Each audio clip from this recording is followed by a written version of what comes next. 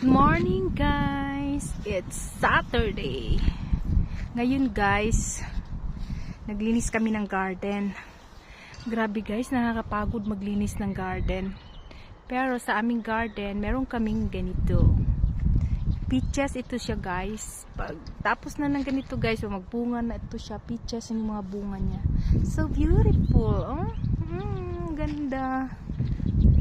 So ganda. Ganda niya, oh. Ganda. Ayan guys, oh. Ang daming bulaklak na nagtutubuan. Look guys. Ganda ng roses.